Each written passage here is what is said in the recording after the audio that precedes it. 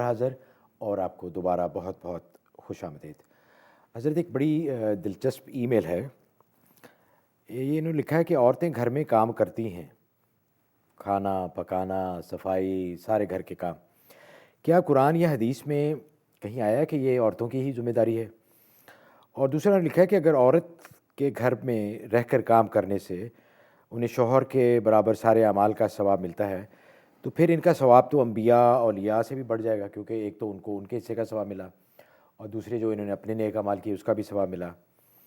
اور دوسرا انہوں نے ایک واقعہ لکھا ہے حضرت سعد کے حوالے سے کہ جب ان کی شادی ہوئی تھی تو حضور صلی اللہ علیہ وسلم نے پیغام بھیجا تھا لڑکی والوں کو کہ ان کی شادی کر دو، حالانکہ وہ لڑکی والے راضی نہیں تھے۔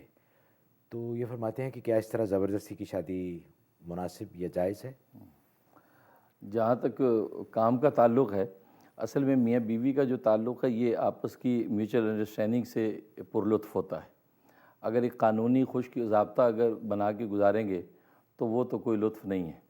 اس میں شک نہیں ہے کہ بیوی کے ذمے گھر کا کام کاج نہیں ہے، کھانا پکانا اس کی ذمہ داری نہیں ہے، لیکن شوہر کے ذمے بھی پھر اس کا علاج معالجہ، اس کی دیکھ بھال نہیں ہے۔ ہوتا یہی ہے کہ وہ کھانا پکانا کرتی ہے، گھر کا کام کاج کرتی ہے، شوہر اس کا علاج معالجہ دیکھ بھال کرتا ہے۔ تو اس طریقے سے دونوں ایک دوسرے کو فیور دیتے ہیں۔ تو اس طرح یہ باقی یہ ہے کہ شوہر کو حکم ماننا واجب ہے، اور اگر شوہر حکم دے دے کہ میرے لیے کھانا پکاؤ، روٹی پکاؤ، صفائی کرو، کپڑے دھو، تو اس حکم کی وجہ سے یہ اس پر واجب ہو جاتا ہے عمل کرنا۔ لہذا اصل یہی ہے کہ میوچل انڈرسٹینڈنگ سے یہ کام چلتا ہے اور اسی میں ہی لطف ہے۔ اور باقی دوسرا اجر کی بات ہے تو اس میں شک نہیں کہ جو نیک اعمال مرد جو ہے باہر کرتا ہے یا کسب معاش بھی کرتا ہے تو اس کا بیوی کا اس میں پورا حق ہوتا ہے کہ ظاہر ہے کہ وہ اس کے گھر کی دیکھ بھال کرتی ہے، اس کی امانتوں کو سنبھالتی ہے، تو اور وہ گھر باہر جا کے فارغ ہو کے اپنا کام کاج کرتا ہے تو اور نیک اعمال کرے گا تو اس میں اس کا اجر ہوگا۔ تو اسی طریقے سے انبیاء کی جو بیویاں ہیں ان کو بھی اجر ملتا ہے انبیاء کے اعمال و افعال میں، لیکن اس سے بڑھ نہیں سکتی، کیونکہ اصل ہوتا ہے، تابع ہوتا ہے۔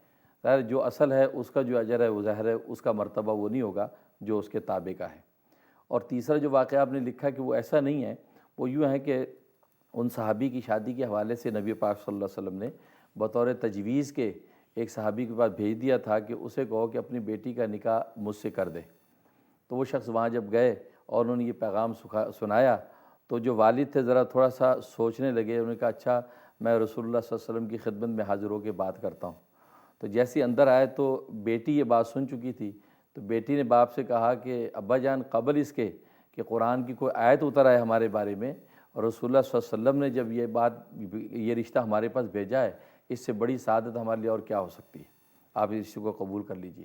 تو لڑکی پر کوئی زبردستی نہیں ہوئی تھی، بلکہ لڑکی نے کہا تھا کہ آپ رشتہ قبول کر لیں، کیونکہ رسول اللہ کا ریکمنڈ کیا وہ رشتہ، اس سے مبارک رشتہ اور کیا ہو سکتا ہے۔ اس طریقے سے شادی ہوئی، زبردستی کی ایسی کوئی شادی نہیں تھی۔ ماشاءاللہ۔ اچھا